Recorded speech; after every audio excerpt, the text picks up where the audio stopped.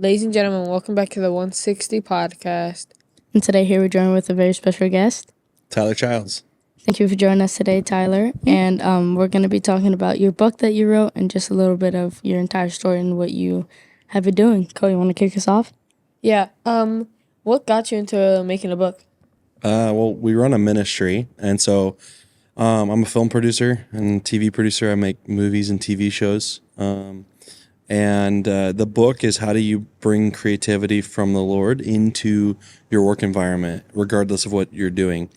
And so we've been teaching that all over the world. And the book was a great next step to be able to have something that we could leave with folks that we were ministering to. That's sick. And you were talking about producing movies and things like that. You want to get into that a little bit? Sure. What do you want to know? I want to just know kind of your how you started into making those movies. Okay, so I did YWAM DTS in Kona 13 years ago. Wow.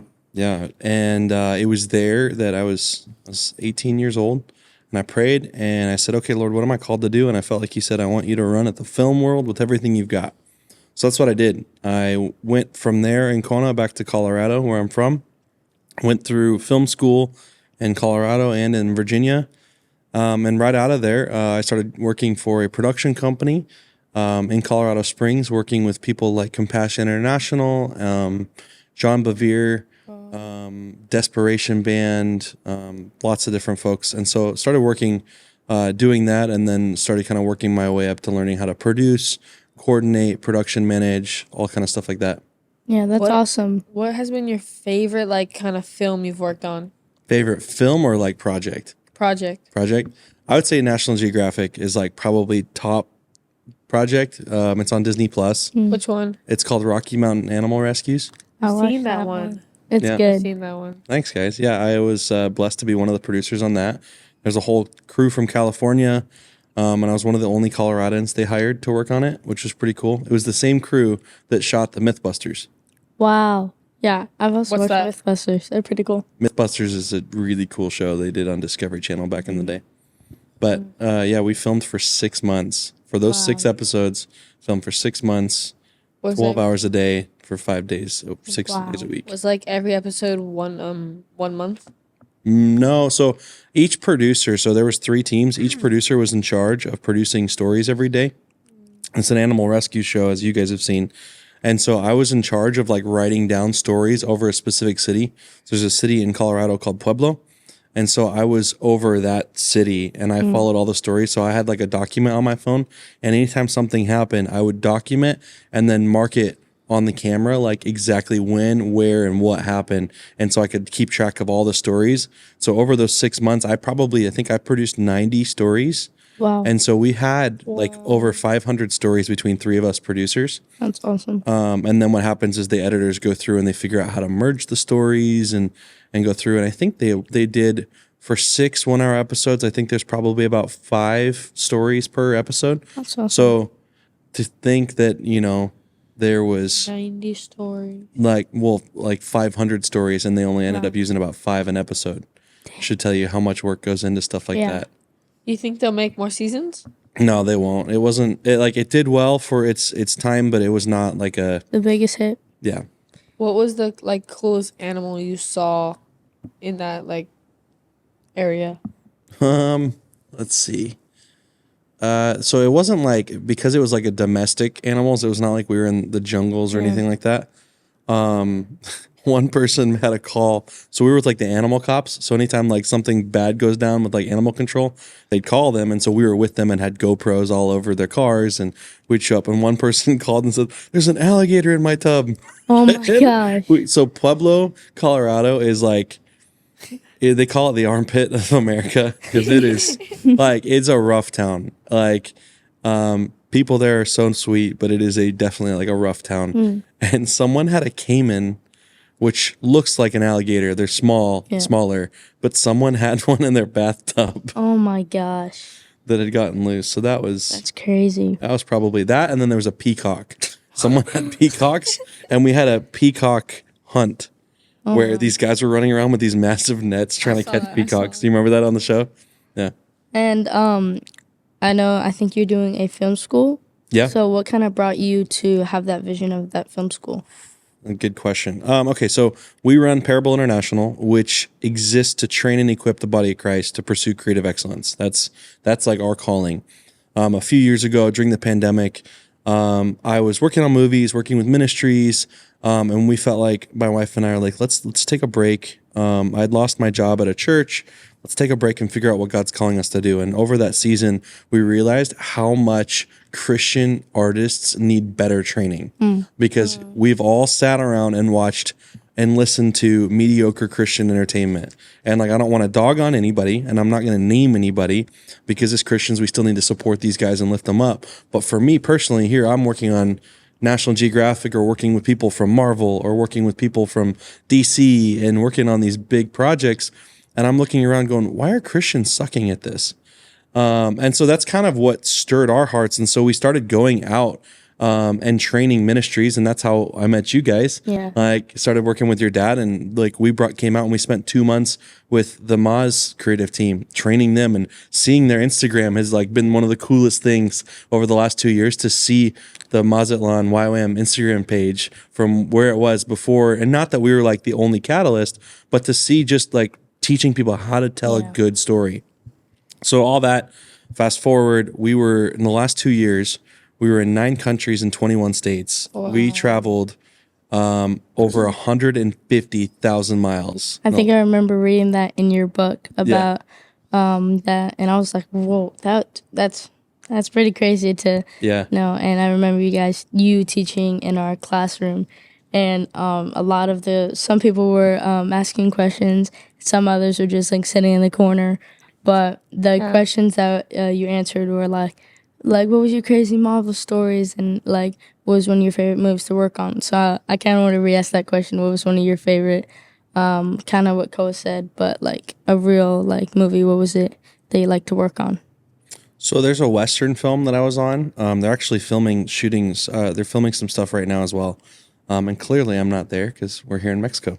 But there's a Western that was really fun to work on, and it had some pretty well-known actors in it, from Disney Channel, from Marvel, from CW, like Vampire Diaries, guys from One Tree Hill, like a lot of really cool people. And not a Christian film, but just a fun Western.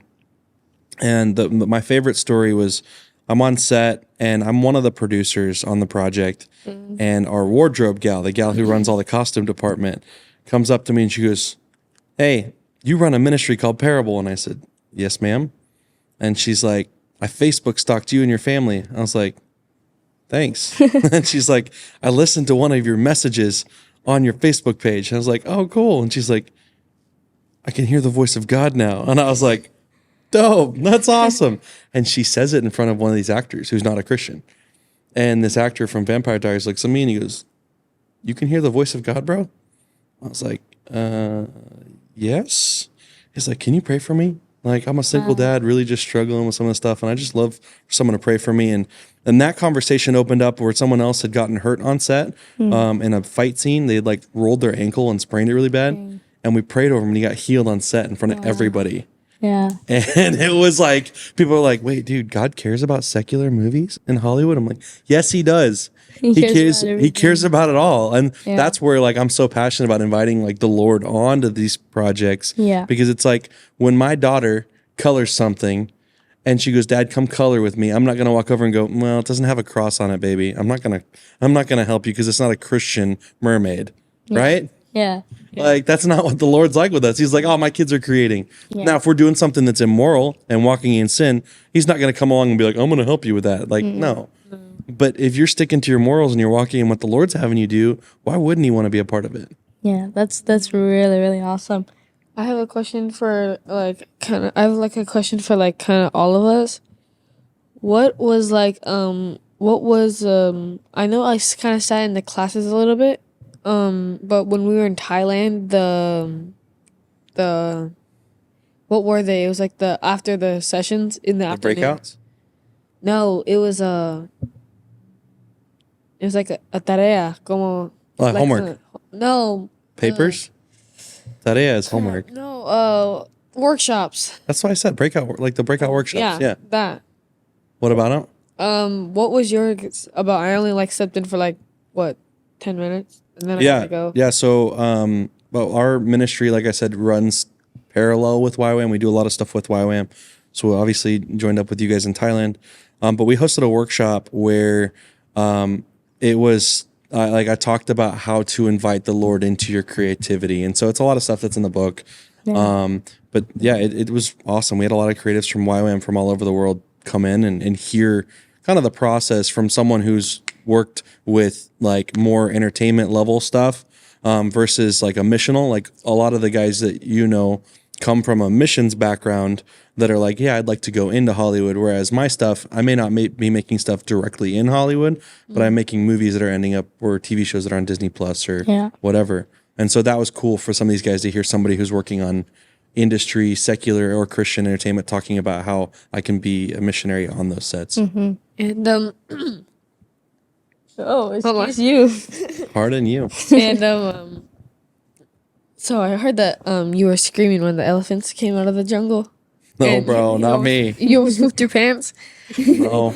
I think that was me and you who was screaming and Yeah, the elephants coming out of the jungle. I still have a You great visual of Noah and Koa shrieking and hiding in the bathroom.